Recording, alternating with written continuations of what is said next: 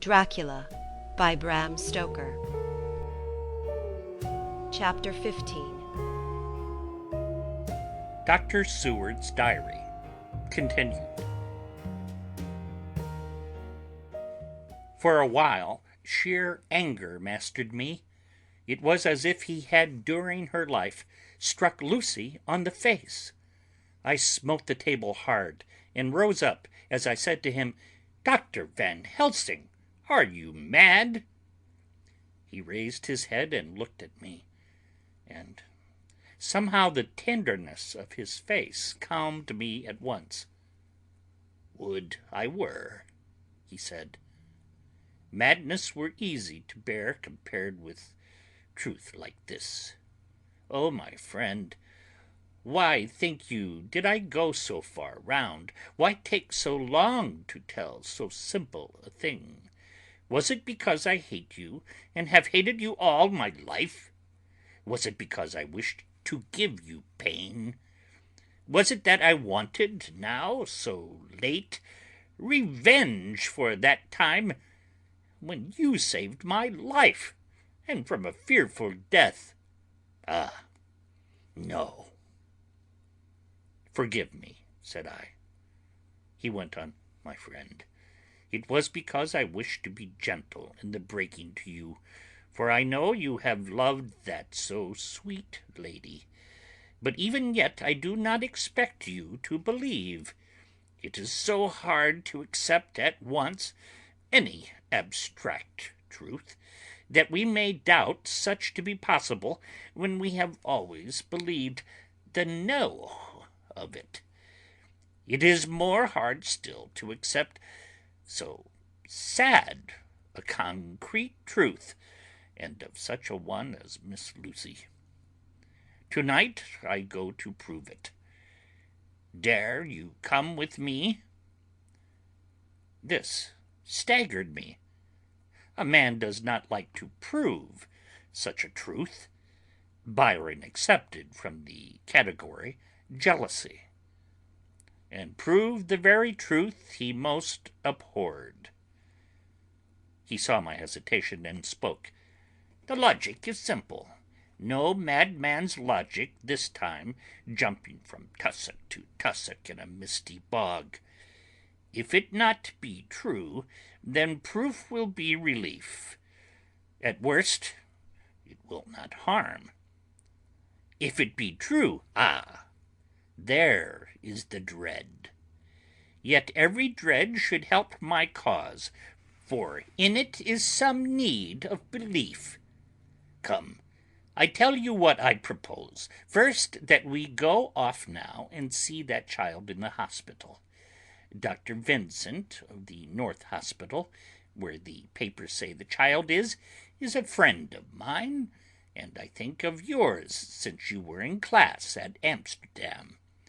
He will let two scientists see his case, if he will not let two friends.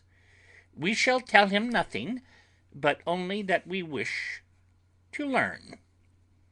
And then, he took a key from his pocket and held it up. And then we spend the night, you and I, in the churchyard where Lucy lies. This is the key that locked the tomb. I had it from the coffin man to give to Arthur." My heart sank within me, for I felt that there was some fearful ordeal before us. I could do nothing, however, so I plucked up what heart I could, and said that we had better hasten, as the afternoon was passing.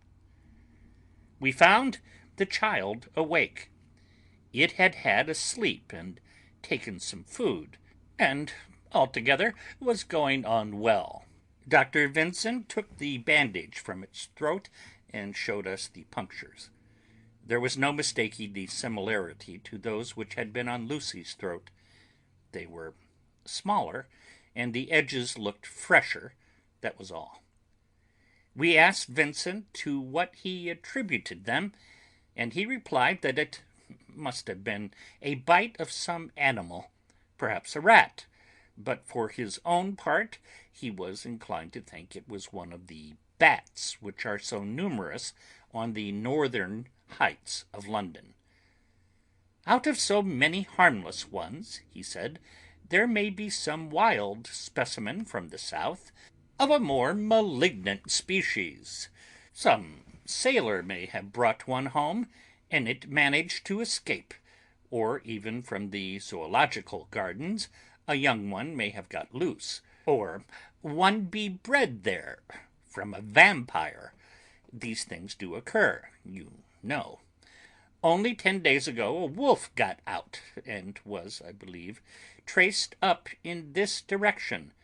For a week after, the children were playing nothing but Red Riding Hood on the heath, and in every alley in the place, until this Blofer lady scare came along. Since then it has been quite a gala time with them. Even this poor little mite, when he woke up today, asked the nurse if he might go away. When she asked him why he wanted to go, he said he wanted to play with the Blofer lady." "I hope," said Van Helsing, "that when you are sending the child home, you will caution its parents to keep strict watch over it. These fancies to stray are most dangerous, and if the child were to remain out another night, it would probably be fatal. But in any case, I suppose you will not let it away for some days." "Certainly not. Not for a week at least. Longer if the wound is not healed. Our visit to the hospital took more time than we had reckoned on, and the sun had dipped before we came out. When Van Helsing saw how dark it was, he said, 'There is not hurry. It is more late than I thought. Come, let us seek somewhere that we may eat, and then we shall go on our way.' We dined at Jack Straw's castle, along with a little crowd of bicyclists and others who were genially noisy. About 10 o'clock we started from the inn. It was then very dark, and the scattered lamps made the darkness greater when we were once outside their individual radius. The professor had evidently noted the road we were to go, for he went on unhesitatingly, but as for me, I was in quite a mix-up as to locality. As we went further, we met fewer and fewer people, till at last we were somewhat surprised when we met even the patrol of horse police going their usual suburban round. At last we reached the wall of the churchyard, which we climbed over. With some little difficulty, for it was very dark, and the whole place seemed so strange to us, we found the Westenra tomb. The professor took the key, opened the creaky door, and standing back politely, but quite unconsciously, motioned me to precede him. There was a delicious irony in the offer, in the courtliness of giving preference on such a ghastly occasion. My companion followed me quickly and cautiously drew the door to, after carefully ascertaining that the lock was a falling and not a spring one. In the latter case we should have been in a bad plight. Then he fumbled in his bag, and taking out a matchbox and a piece of candle, proceeded to make a light. The tomb in the daytime, and when wreathed with fresh flowers, had looked grim and gruesome enough, but now, some days afterwards, when the flowers hung lank and dead, their whites turning to rust and their greens to browns, when the spider and the beetle had resumed their accustomed dominance, when the time-discolored stone and dust-encrusted mortar and rusty dank iron and tarnished brass and clouded silver plating gave back the feeble glimmer of a candle. The effect was more miserable and sordid than could have been imagined. It conveyed irresistibly the idea that life, animal life, was not the only thing which could pass away. Van Helsing went about his work systematically, holding his candle so that he could read the coffin plates, and so holding it that the sperm dropped in white patches which congealed as they touched the metal.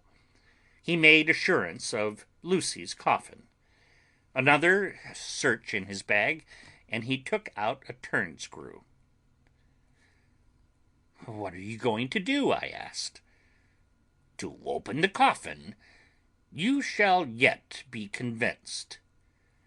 Straightway he began taking out the screws, and finally lifted off the lid, showing the casing of lead beneath. The sight was almost too much for me. It seemed to be as much an affront to the dead as it would have been to have stripped off her clothing in her sleep, whilst living. I actually took hold of his hand to stop him. He only said, "You shall see," and again fumbling in his bag, took out a tiny frut saw. Striking the turn-screw through the lead with a swift downward stab, which made me wince, he made a small hole, which was, however, big enough to admit the point of the saw. I had expected a rush of gas from the weak old corpse. We doctors who have had to study our dangers have to become accustomed to such things, and I drew back towards the door. But the professor never stopped for a moment. He sawed down a couple of feet along one side of the lead coffin, and then across, and down the other side. Taking the edge of the loose flange, he bent it back towards the foot of the coffin, and holding up the candle into the aperture, motioned to me to look. I drew near and looked. The coffin was empty. It was certainly a surprise to me, and gave me a considerable shock, but Van Helsing was unmoved. He was now more sure than ever of his ground, and so emboldened to proceed in his task. "Are you satisfied now, friend John?" he asked. I felt all the dogged argumentativeness of my nature awake within me as I answered him. "I am satisfied that Lucy's body is not in that coffin, but that only proves one thing." "And what is that, friend John?" "That it is not there." "That is good logic," he said, "so far as it goes. But how can you account for it not being there?" "Perhaps a body snatcher," I suggested. "Some of the undertaker's people may have stolen it." I felt that I was speaking foully, and yet it was the only real cause which I could suggest. The professor sighed. "Ah, well," he said, "we must have more proof. Come with me." He put on the coffin lid again, gathered up all his things and placed them in the bag, blew out the light and placed the candle also in the bag. We opened the door and went out. Behind us he closed the door and locked it. He handed me the key, saying, "Will you keep it? You had better be assured." I laughed. It was not a cheerful laugh, I am bound to say, as I motioned him to keep it. "A key is nothing," I said. "There are many duplicates, and anyhow, it is not difficult to pick a lock of this kind."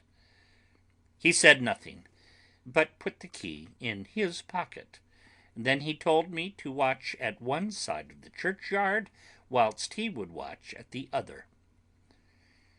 I took up my place behind a yew tree, and I saw his dark figure move until the intervening headstones and trees hid it from my sight.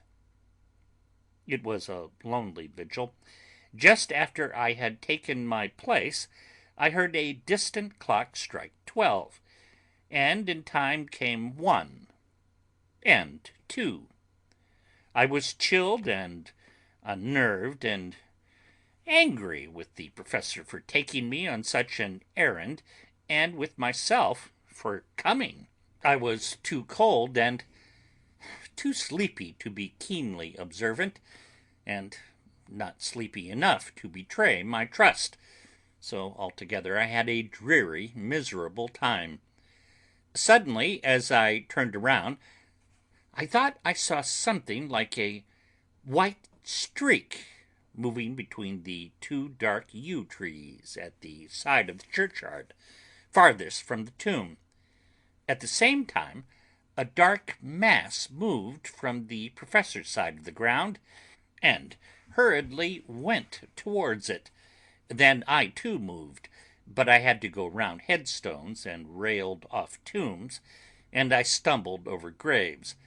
The sky was overcast, and somewhere far off an early cock crew.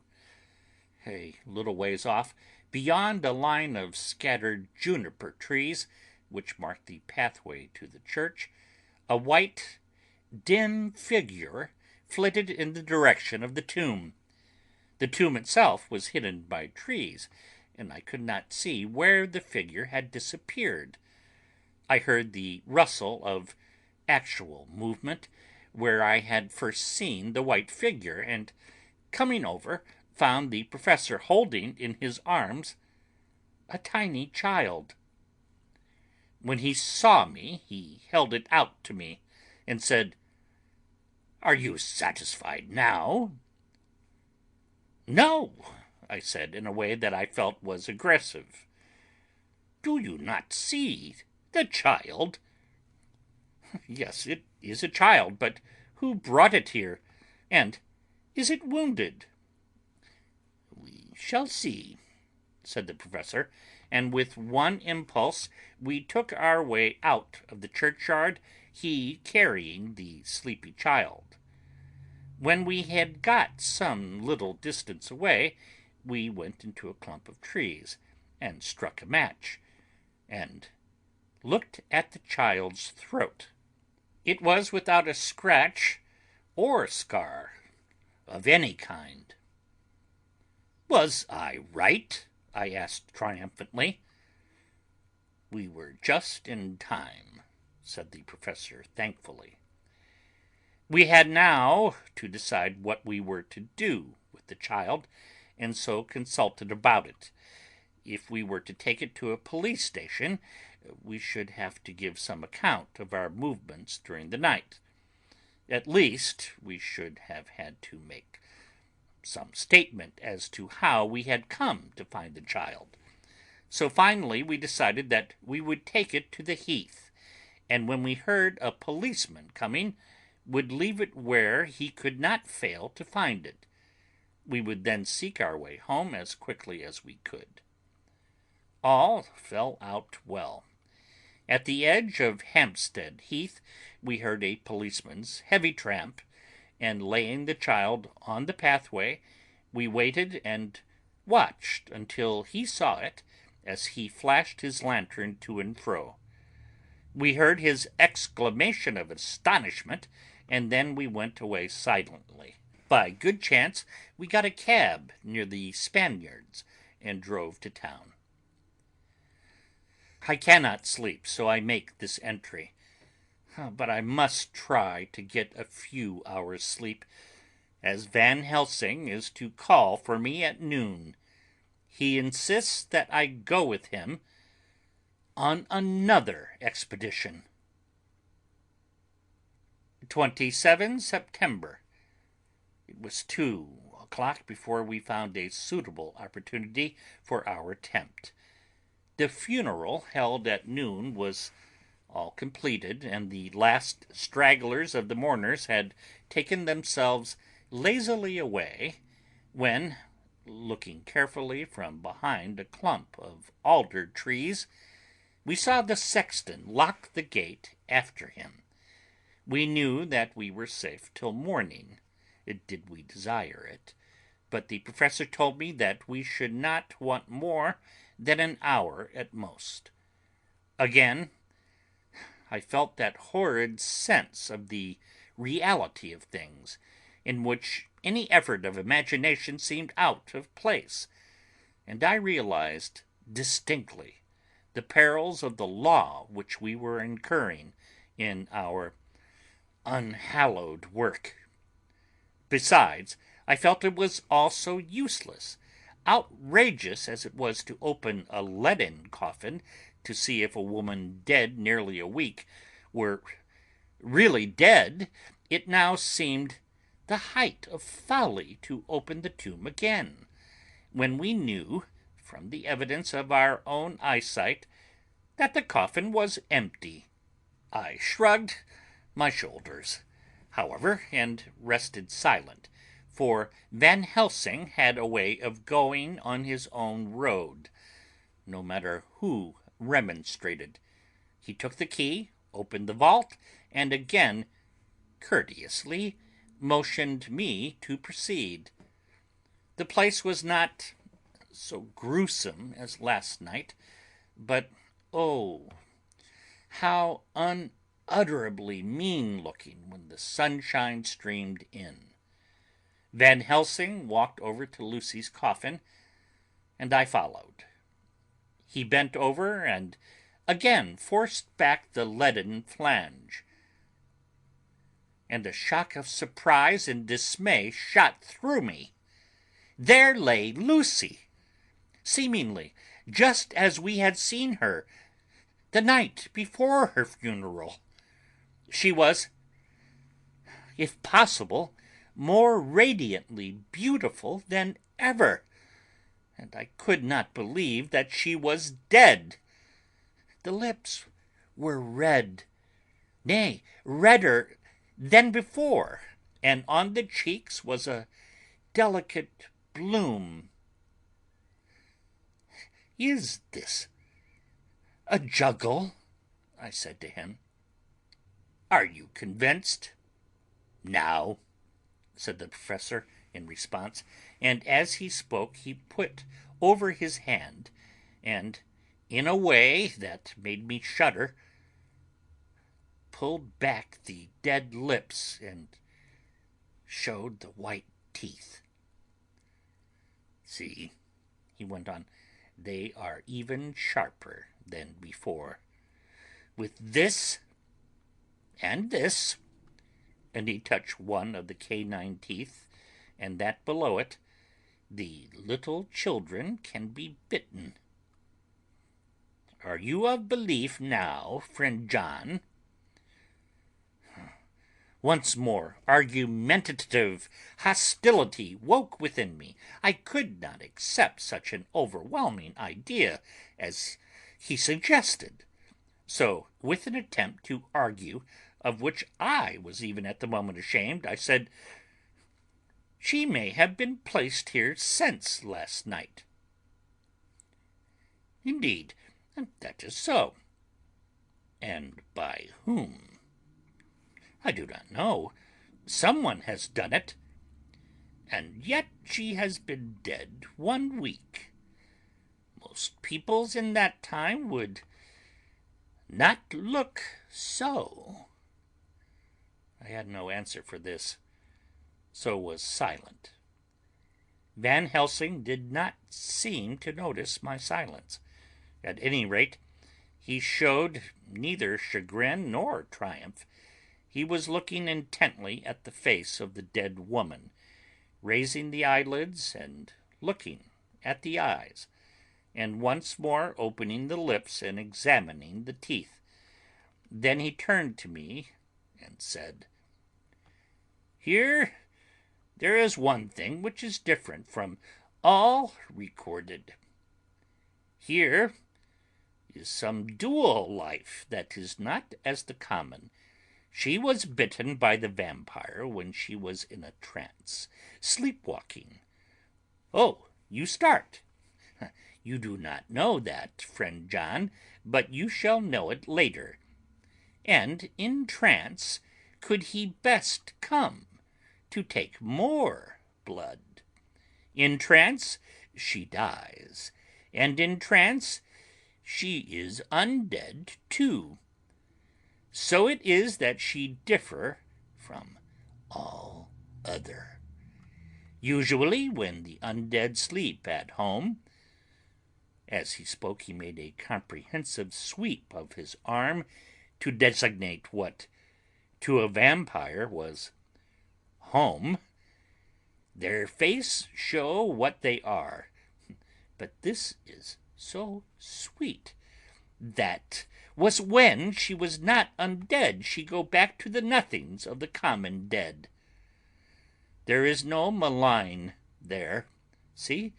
And so it make hard that I must kill her in her sleep.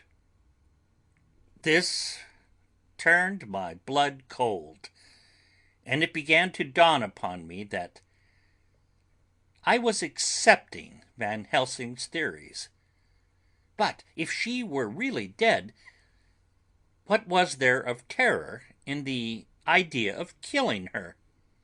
He looked at me, and evidently saw the change in my face, for he almost said joyously, "Ah, you believe now." I answered, "Do not press me too hard all at once. I am willing to accept. How will you do this bloody work?" "I shall cut off her head and fill her mouth with garlic, and I shall drive a stake through her body." It made me shudder to think of so mutilating the body of the woman whom I had loved, and yet the feeling was not so strong as I had expected. I was, in fact, beginning to shudder at the presence of this being, this undead, as Van Helsing called it, and to loathe it. Is it possible that love is all subjective or all objective? I waited a considerable time for Van Helsing to begin, but he stood as if wrapped in thought. Presently he closed the catch of his bag with a snap and said, "I have been thinking, and have made up my mind as to what is best. If I did simply follow my inclining, I would do now, at this moment, what is to be done. But there are other things to follow, and things that are 1,000 times more difficult, in that them we do not know.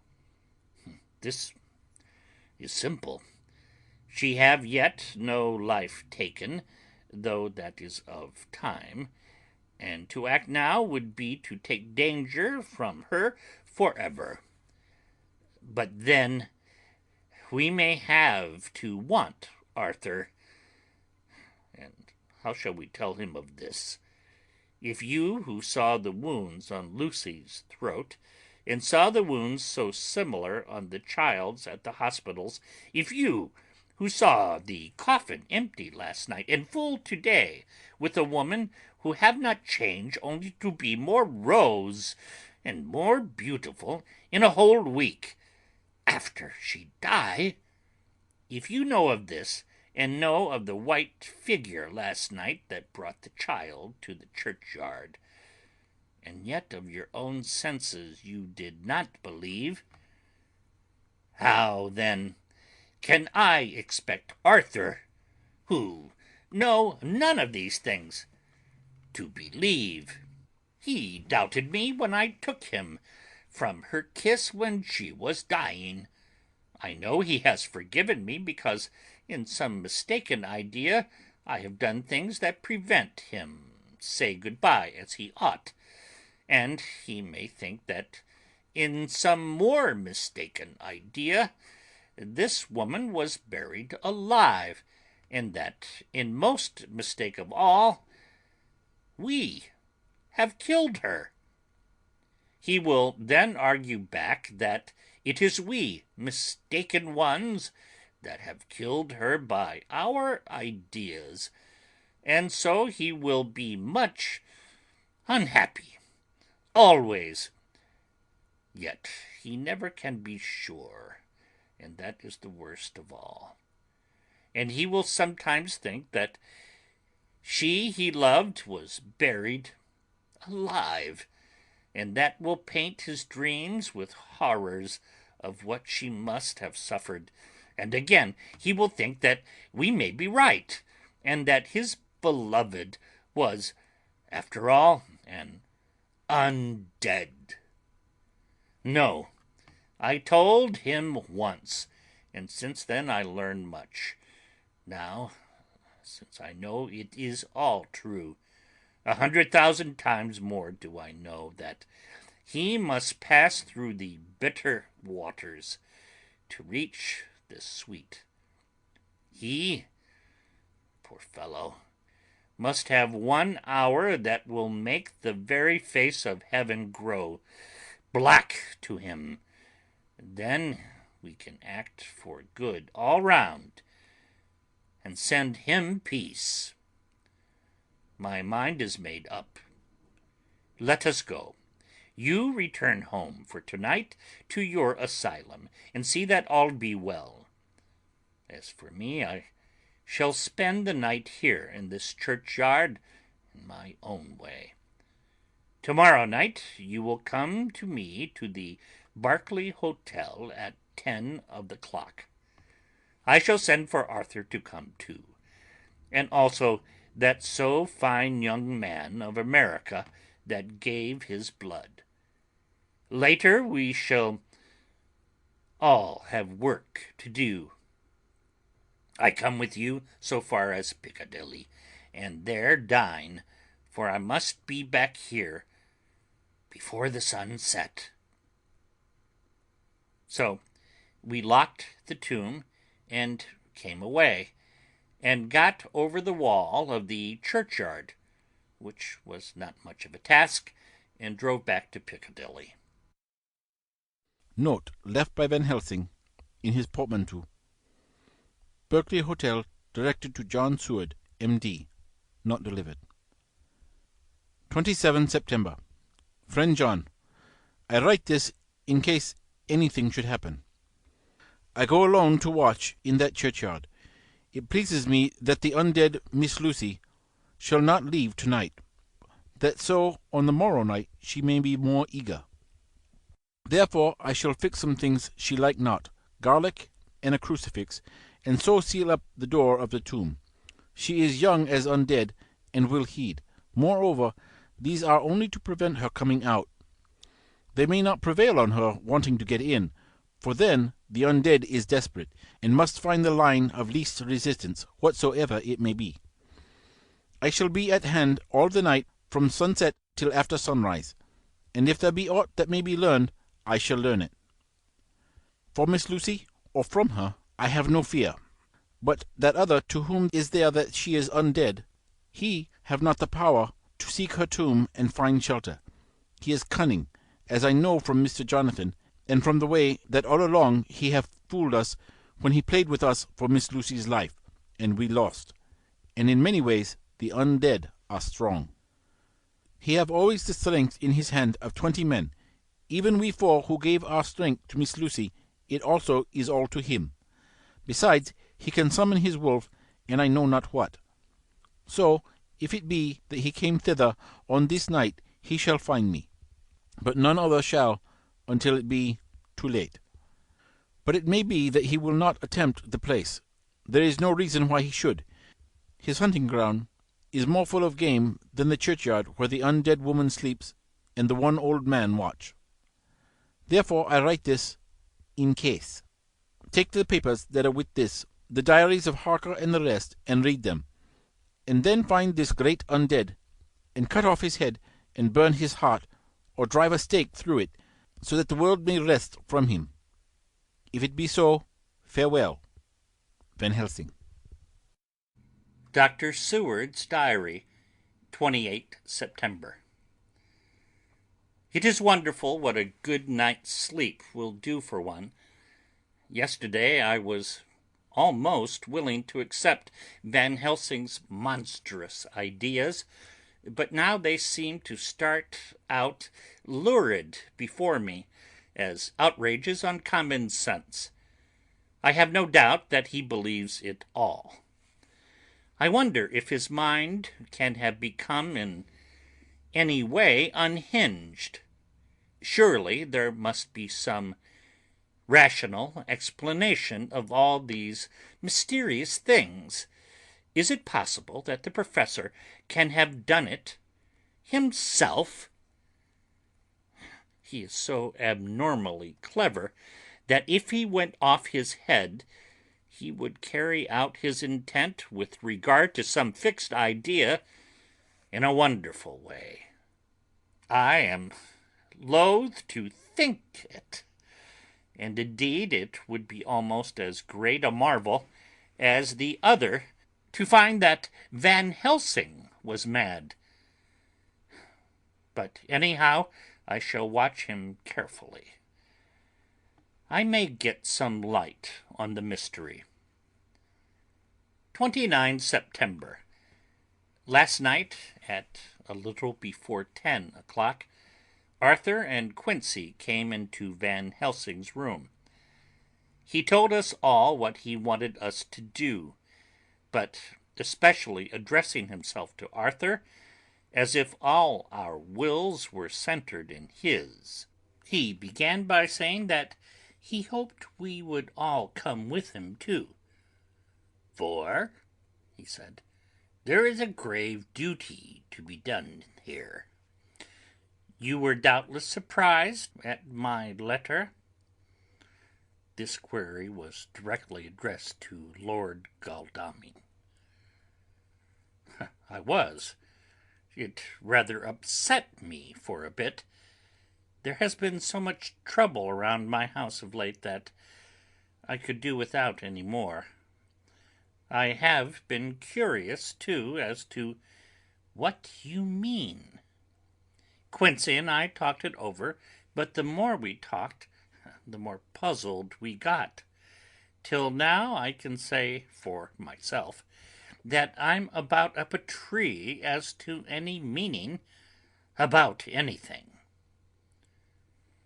"Me too," said Quincey Morris laconically. "Oh," said the professor, "then you are nearer the beginning, both of you, than friend John here, who has to go a long way back before he can even get so far as to begin." It was evident that he recognized my return to my old doubting frame of mind, without my saying a word. Then, turning to the other two, he said with intense gravity, "I want your permission to do what I think good this night. It is, I know, much to ask, and when you know what it is I propose to do, you will know, and only then, how much. Therefore, may I ask you promise me in the dark, so that afterwards, though you may be angry with me for a time, I must not disguise from myself the possibility that such may be. You shall not blame yourselves for anything." "That's frank, anyhow," broke in Quincey. "I'll answer for the professor. I don't quite see his drift, but I swear he's honest, and that's good enough for me." I thank you, sir, said Van Helsing proudly. I have done myself the honor of counting you one trusting friend, and such endorsement is dear to me. He held out a hand, which Quincey took. Then Arthur spoke out. Dr. Van Helsing, I don't quite like to buy a pig in a poke, as they say in Scotland, and if it be anything in which my honour as a gentleman or my faith as a Christian is concerned, I cannot make such a promise. If you can assure me that what you intend does not violate either of these two, then I give my consent at once, though for the life of me I cannot understand what you are driving at. I accept your limitation, said Van Helsing, and all I ask of you is that if you feel it necessary to condemn any act of mine, you will first consider it well and be satisfied that it does not violate your reservations. Agreed, said Arthur. That is only fair. And now that the pourparlers are over, may I ask what it is we are to do? I want you to come with me, and to come in secret to the churchyard at Kingstead. Arthur's face fell as he said, in an amazed sort of way, Where poor Lucy is buried? The professor bowed. Arthur went on, And when there? To enter the tomb. Arthur stood up. Professor, are you in earnest, or is it some monstrous joke? Pardon me. I see that you are in earnest. He sat down again, but I could see that he sat firmly and proudly, as one who is on his dignity. There was silence until he asked again, And when in the tomb? To open the coffin. This is too much, he said angrily, rising again. I am willing to be patient in all things that are reasonable, but in this desecration of the grave of one who... He fairly choked with indignation. The professor looked pityingly at him. If I could spare you one pang, my poor friend, he said, God knows I would, but this night our feet must tread in thorny paths, or later, and forever, the feet you love must walk in paths of flame. Arthur looked up with set white face and said, Take care, sir. Take care. Would it not be well to hear what I have to say? Said Van Helsing. And then you will at least know the limit of my purpose. Shall I go on? That's fair enough, broke in Morris. After a pause, Van Helsing went on, evidently with an effort. Miss Lucy is dead. Is it not so? Yes. Then there can be no wrong to her. But if she not be dead... Arthur jumped to his feet. Good God, he cried. What do you mean? Has there been any mistake? Has she been buried alive?" He groaned in anguish that not even hope could soften. "I did not say she was alive, my child. I did not think of it. I go no further than to say that she might be undead." "Undead? Not alive? What do you mean? Is this all a nightmare, or what is it?" "There are mysteries which men can only guess at, which age by age they may solve only in part. Believe me, we are now on the verge of one. But I have not done. May I cut off the head of dead Miss Lucy?" "Heavens and earth, no!" cried Arthur, in a storm of passion. "Not for the wide world will I consent to any mutilation of her dead body. Dr. Van Helsing, you try me too far. What have I done to you that you should torture me so? What did that poor sweet girl do that you should want to cast such dishonor on her grave?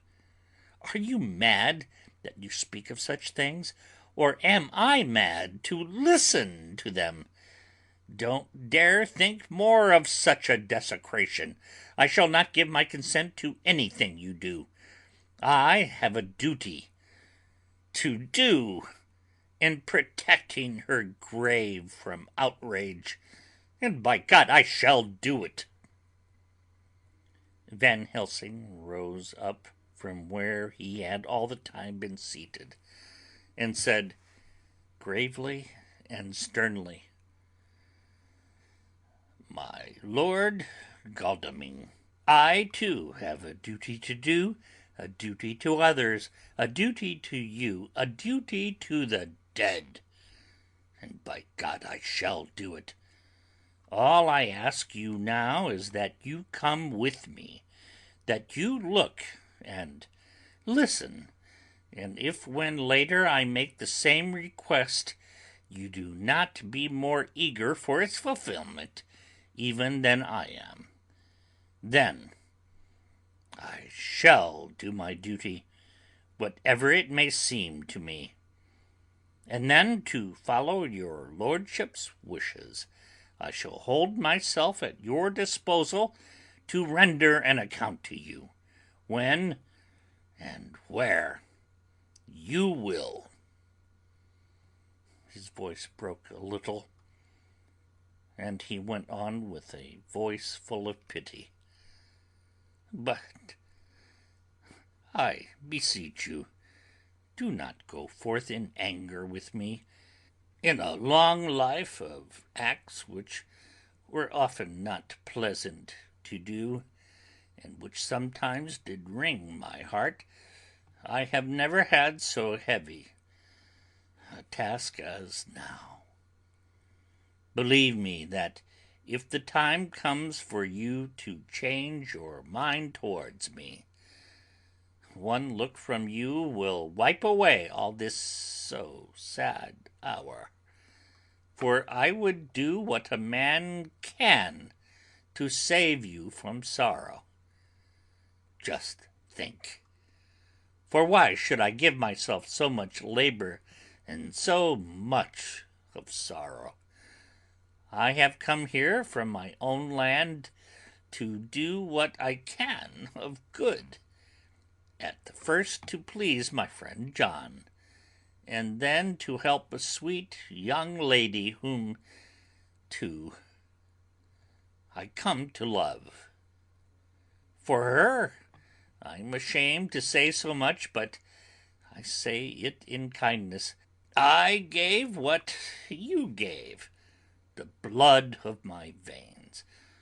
I gave it, who was not, like you, her lover, but only her physician and her friend. I gave her my nights and days, before death, after death, and if my death can do her good even now, when she is the dead undead, she shall have it freely. He said this with a very grave, sweet pride, and Arthur was much affected by it. He took the old man's hand and said in a broken voice, "Oh, it is hard to think of it, and I cannot understand. But at least I shall go with you and wait." End of chapter 15.